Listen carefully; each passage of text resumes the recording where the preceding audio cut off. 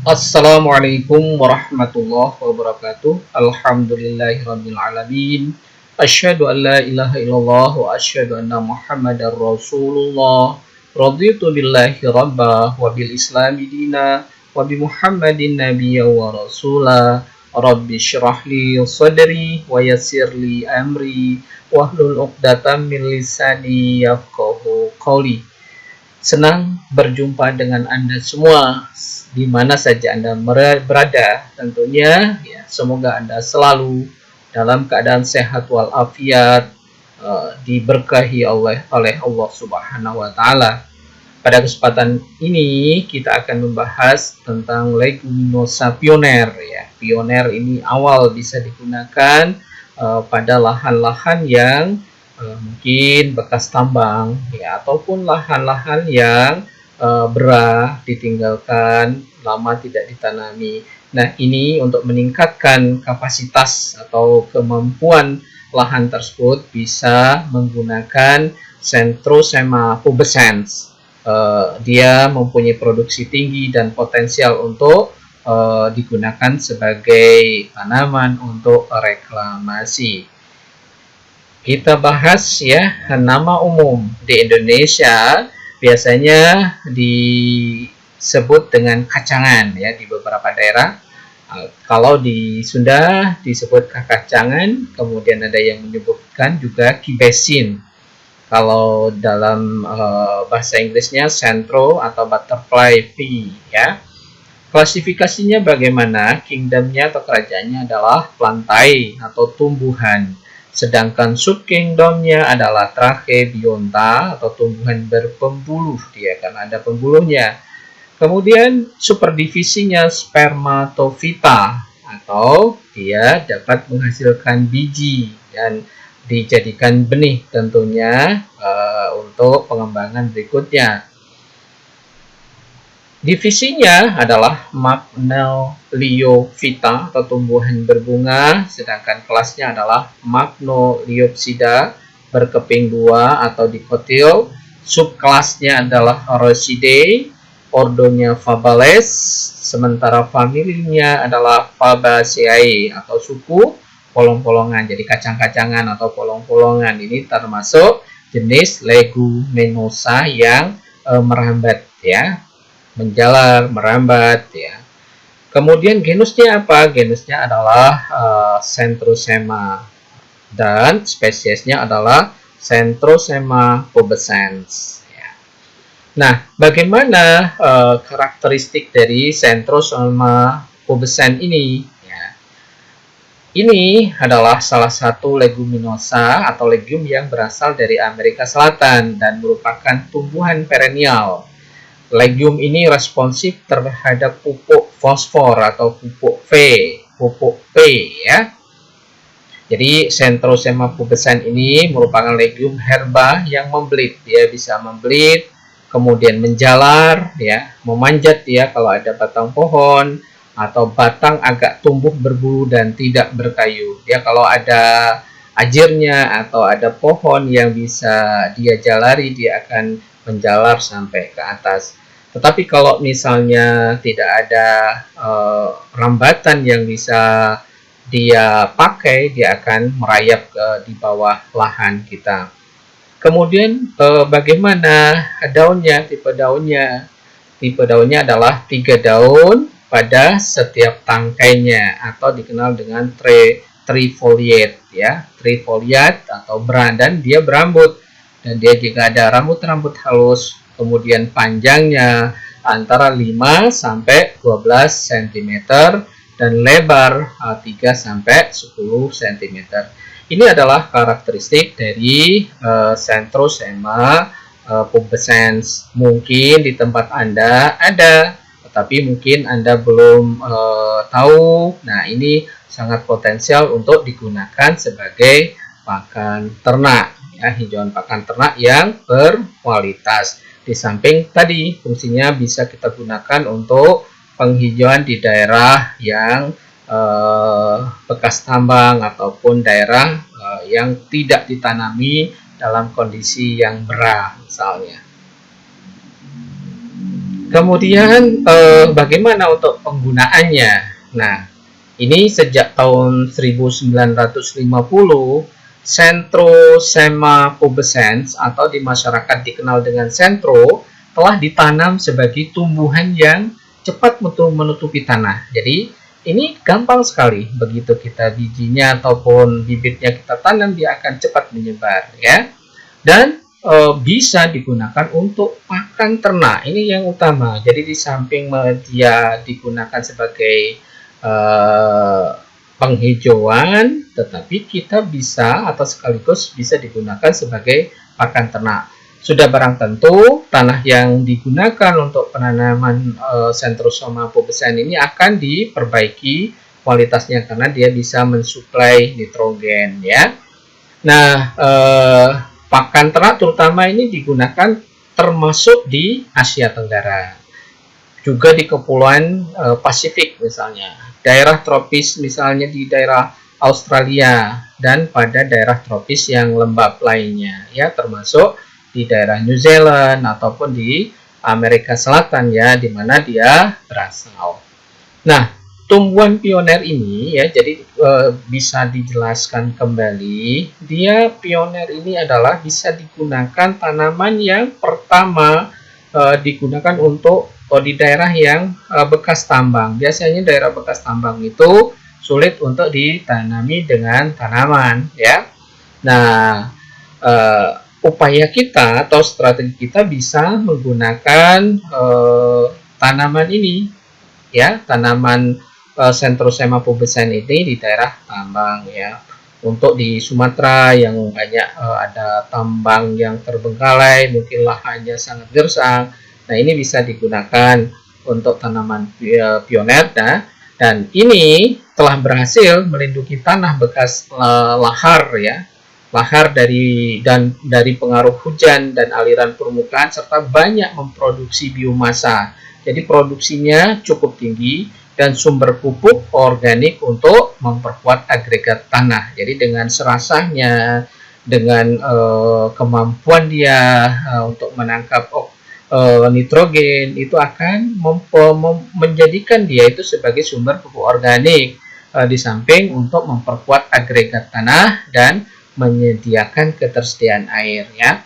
Sudah barang tentu dengan adanya tanaman itu, kondisi air yang awalnya tidak bisa dipertahankan, dengan adanya tanaman dia bisa menyimpan untuk cadangan air. Nah, sentro ini merupakan salah satu tanaman yang digunakan untuk mereklamasi lahan kritis bekas letusan gunung berapi ya, di daerah Gunung Merapi di Jawa Tengah. Nah, kalau Anda sempat ke Gunung Merapi, di sana sangat ini ya, daerahnya sangat gundul ya, daerahnya sangat atau sulit ditanami. Nah, ini dengan sentro ini menunjukkan tingkat keberhasilan tinggi ya.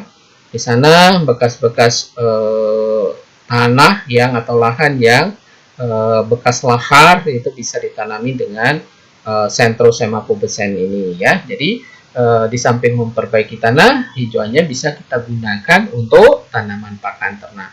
Nah, itu yang kita inginkan, dia bisa berfungsi banyak, dua fungsi ya.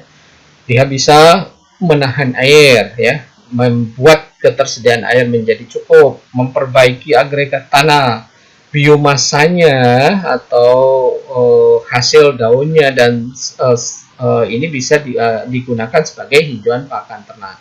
Cukup sangat multifungsi dan bisa kita kembangkan di mana saja kita berada, karena dia bisa survive ya di lahan-lahan yang marginal. Nah, bagaimana kandungan gizinya? Nah, ini kita lihat ya, bagaimana kandungan gizinya. Sudah barang tentu ya lumayan bagus ya, dengan kondisi dia bisa ditanam di tanah marginal. Biasanya proteinnya itu ada kecenderungan kurang atau proteinnya rendah. Nah, di sini protein kasarnya bisa mencapai 23,24% dengan bahan kering 88,99. Nah, ini cukup bagus ya untuk pakan ternak. Sementara serat kasarnya 8,80 ya. Ini cukup rendah ya kalau dibandingkan dengan hijauan pakan yang lain. Sementara ekstrak ether ya, lemaknya atau dikenal dengan lemak ya, lemak kasar ini 3,32, abunya 9,14. Nah, nitrogen ekstrak bebas ya atau BETN, bahan ekstrak tanpa N ya, itu mencapai 55,50. Sementara kalsiumnya 1,22, kaliumnya 1,85. Ini fosfornya tadi ya, ini Centrosema pubescent ini sangat responsif kalau misalnya kita pupuk dengan nitrogen ya. Kemudian magnesiumnya 0,3, sodiumnya NaCl-nya itu 0,17, zincnya dalam bentuk miligram per kilogram dry matter. Dry matter ini adalah bahan kering ya, 40,01, cukup tinggi ini zincnya. Jadi kalau ini termasuk trace mineral ya yang bisa membantu di dalam proses metabolisme zinc ini. Kemudian besi ya, miligram per kilogram dry matter atau bahan kering itu 20,01. Ini terutama zincnya ini banyak dipakai di dalam ini ya metabolisme, terutama di Krebs cycle, siklus Krebs ini sangat membantu, termasuk tinggi dia. Kemudian yang oksalatnya ini gram per 100 gram dry matter ya 0,037, kemudian vitatnya 0,48 gram per 100 gram dry matter atau bahan kering. Taninnya gram per 100 gram dry matter itu 2,81 ya.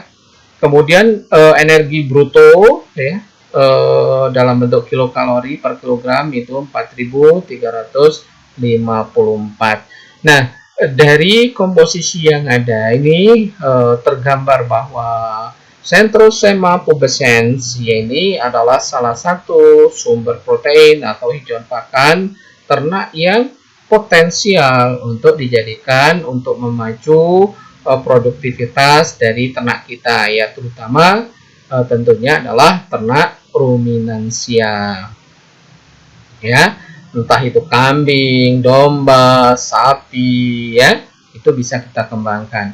Nah, bagaimana produksi Centrosema pubescens ini? Nah, dalam bahan kering ya, di beberapa tempat misalnya di North Queensland ya, Centrosema pubescens ini ya dengan varian Belalto itu bisa mencapai 12,8 ton. Ini cukup besar ya. Cukup besar ini ya, ton per hektar per tahun bahan kering. Jadi cukup besar kalau misalnya dengan ukuran hijauan pakan ternak. Nah, sementara dilaporkan juga di Kolombia ya dengan aksesi SIAT ini 5161, Centrosema pubescens ini bisa mencapai 7,6 ton per hektar per tahun di Kolombia. Jadi masih tinggi di North Queensland dengan varian Belalto. Nah, bagaimana untuk mendukung produktivitas ternak ya? Untuk mendukung produktivitas ternak didapatkan bobot hidup ya. Bobot hidup 550 sampai 650 kg per hektar di Queensland ya, di Australia. Ini di sana juga sudah banyak digunakan dari Belalto ya, varian Belalto Centro ini dalam campuran dengan Panicum maximum, salah satu rumput ya yang menjadi andalan di padang pengembalaan. Sementara benihnya biasanya mereka menggunakan biji ya, produksinya sampai 350 kg per hektar di bawah kondisi percobaan. Kalau kita coba percobaan itu biasanya dikondisikan sedemikian rupa, tanah unsur haranya itu dipersiapkan sedemikian rupa sehingga produktivitas menjadi tinggi ya. Sementara itu untuk kondisi komersial misalnya ditanam di kondisi yang misalnya di padang pengembalaan ya, itu perkiraan sekitar 107 kg per hektar. Ini kondisi atau gambaran Centrosema pubescens ini sangat potensial sekali. Nah, bagaimana dengan Indonesia? Ini juga sudah banyak dikembangkan dalam bentuk cover crop ya, di beberapa perkebunan sawit ataupun perkebunan kelapa, perkebunan karet yang banyak. Kalau di Sumatera itu di perkebunan sawit dan perkebunan karet. Coklat sudah kurang ini ya, kurang produktif ya. Di beberapa tempat juga dikombinasikan antara sawit dengan dibuat cover crop. Seperti gambaran tadi, bahwa kalau kita mengkombinasikan, mengintegrasikan antara misalnya sawit dengan cover crop Centrosema pubescens, nanti diintegrasikan juga dengan ternak, ini akan membuat kombinasi yang sangat bagus tentunya. Jadi tanah, misalnya tanah sawit itu kita ketahui bahwa dia poros unsur hara, poros air, sementara fungsi dari peran atau peran dari Centrosema pubescens itu yang kita ketahui adalah bisa mengikat ya, bisa menambah nitrogen dan memperbaiki agregat tanah ya, dan juga bisa menahan air ya, bisa menahan untuk cadangan air. Sementara sawitnya ini kan kita tahu dia sangat boros air. Nah, kalau misalnya produktivitas sentro ini sudah banyak, bisa dimanfaatkan sebagai sumber pakan, sumber hijauan pakan yang mempunyai kandungan nutrisi atau protein yang cukup tinggi ya, sekitar 28% tadi protein kasarnya. Itu yang bisa kita sampaikan pada kesempatan ini ya. Mudah-mudahan Anda tetap bersemangat ya. Salam sehat di mana Anda saja berada. Salam bahagia dan salam untuk orang tua Anda. Semuanya tetap bersemangat dalam kondisi apapun. Tetap kita jaga juga protokol kesehatan agar kita bisa dalam keadaan sehat ya. Kita cukupkan. Nasrun minallah wa fathun qarib. Wassalamualaikum warahmatullahi wabarakatuh.